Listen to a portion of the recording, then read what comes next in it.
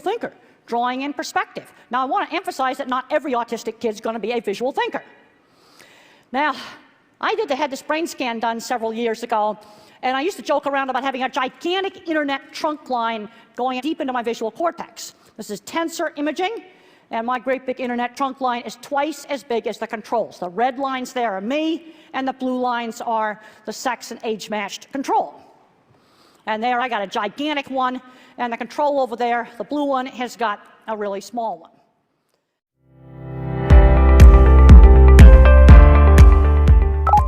La intersubjetividad primaria es un concepto utilizado en el desarrollo infantil para describir esa capacidad innata de los bebés para conectarse con otros a nivel emocional y social.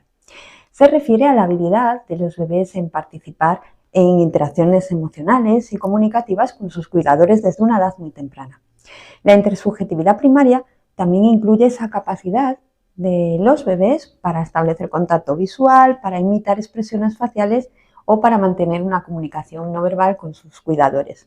Y participar así en interacciones tempranas, pues que sientan o crean esos cimientos y bases para el desarrollo posterior de habilidades sociales, de habilidades emocionales y de comunicación en un futuro. La intersubjetividad primaria hace referencia a los intercambios que se observan en las interacciones establecidas entre el adulto y el niño, ¿no? Las personas ajenas a él, como por ejemplo sus padres. Estas interacciones se desarrollan entre los 2 y 9 meses o 2 y 11 meses, más o menos. Las más comunes suelen ser sonreír cuando el otro sonríe, levantar los brazos anticipándose para ser cogido, establecer contacto visual o mostrar interés hacia el otro. La intersubjetividad secundaria, y esta es a donde vamos, hace referencia a la capacidad de incluir un objeto en la interacción con el adulto. Por ejemplo, para captar, ¿no?, su atención. Esta capacidad aparece en torno a los 9 o 11 meses y es más difícil de conseguir que la primaria. A partir de los 11 meses puedes seguir con la mirada hacia un objeto, ¿no?, o hacia donde tú estás mirando. Tú miras un objeto y él sigue la mirada y mira también ese objeto. Y luego vendría unos meses después esa acción de señalar ese objeto, ¿no?, de señalar con su dedito el objeto al que quiere que prestes atención. Bien. Esta atención conjunta, ¿cómo se da? ¿Cómo se da en el autismo? ¿Se podría decir que está alterada o más bien que dado ese procesamiento y funcionamiento autista, la atención se enfocaría en un solo punto, o en el objeto o en la persona? De ahí que cuando demandan un objeto cuando son pequeños o están en edades tempranas, lo hagan tirando de nuestro brazo, llevándonos hacia el objeto, no señalándolo. ¿La atención conjunta existe en el autismo? Pues sí, se presenta de manera diferente y la verdad es que no nace de manera innata, como en el desarrollo típico, pero sí que podemos verla aparecer a través de los intereses más profundos de la persona. Y aquí es donde entra Temple Grandin, porque ella siempre ha hecho énfasis en la importancia no solo de potenciar las habilidades y fortalezas de la persona en el espectro para su desarrollo personal, para su autoestima en edad adulta, sino también utilizar esos intereses profundos para crear conexiones y estimular en edades tempranas. Now, the thing is, the world is going to need all of the different kinds of minds to work together. We've got to work on developing all these different kinds of minds. ¿Cómo podemos fomentar la atención conjunta en peques en el espectro? Bueno, pues primero identificando sus intereses y también su perfil sensorial. Considero que estos dos puntos son claves. No existen tips ni intervenciones universales para todas las personas autistas, por ello siempre insisto en que elaborar listas de lo que les gusta y lo que no les gusta a tus hijos es muy importante. A veces cuando nos hacen preguntas en edades tempranas a los cuidadores, a las familias, no sabemos responder rápidamente qué es lo que les gusta. ¿Y esto por qué pasa? Porque no identificamos como interés o gusto hacer papelitos o darle vueltas a la rueda del coche y mirarlo o dar vueltas a ver cómo gira la lavadora. Esos son detalles sumamente importantes para poder intervenir y trabajar la atención conjunta con nuestros hijos. Aprender a identificar lo que no les gusta también, y muchas veces la mayoría de lo que no les gusta va ligado a un perfil sensorial, ya puede ser un color, un olor, una textura un tejido, por lo que conocer su perfil sensorial es imprescindible. Observar y crear una lista de gustos e intereses de lo que les molesta y lo que no les gusta. Entregarla o darle una copia de esa lista a los entornos que están en contacto con nuestro hijo, como puede ser la guardería, el colegio, los abuelos, el cuidador, el pediatra, la terapia. Esto es una gran ayuda para trabajar y ajustar una buena intervención en todos esos contextos. A través de la atención conjunta potenciamos la intención comunicativa, como es señalar. ¿Pero por qué es tan importante? Porque fomentamos y propulsamos el lenguaje. Y en caso de que no sea verbal, pues estamos fomentando esa intención comunicativa en el niño a través de sistemas de comunicación aumentativa, para comunicarse con los demás. Y con esto no estamos luchando contra su particular forma de procesar, ni mucho menos. Lo que estamos es evitando esa frustración y esa ansiedad que provoca y se genera el no poder entendernos y comunicarnos con los demás. Y así le estamos dando herramientas de funcionamiento neurotípico para pedir, para informar y para compartir con el entorno que rodea al niño.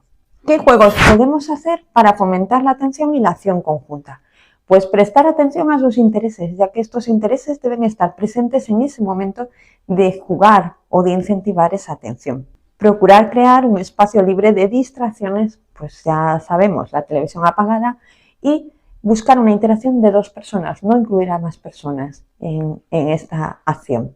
Juegos sorpresa, como puede ser una caja en la que dentro se encuentran varios objetos y entre ellos uno de su interés, por supuesto. Los juegos circulares, esconder con una manta, cucú, tras, ese es un juego muy clásico pero que funciona muy bien en edades tempranas, en los inicios.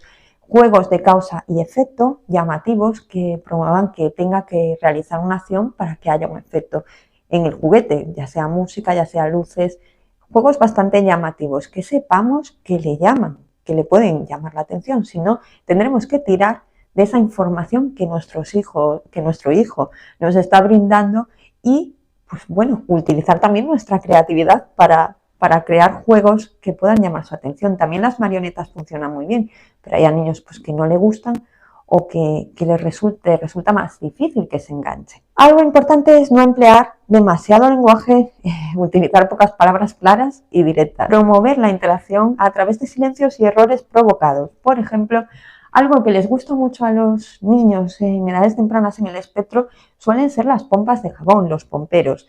Podemos hacer lo siguiente, crear una secuencia de 1, 2, 3, soplo pompas y realizarlo varias veces, porque si llamamos su atención y a él le gustan las pompas, va a ser más fácil que entre o que consigamos que haga lo siguiente.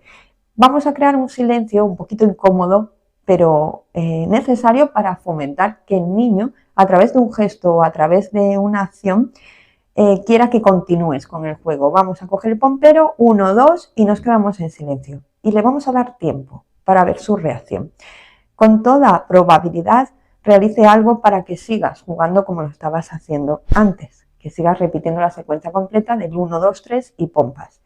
Y esto es una buena herramienta para promover esa interacción y esa atención conjunta.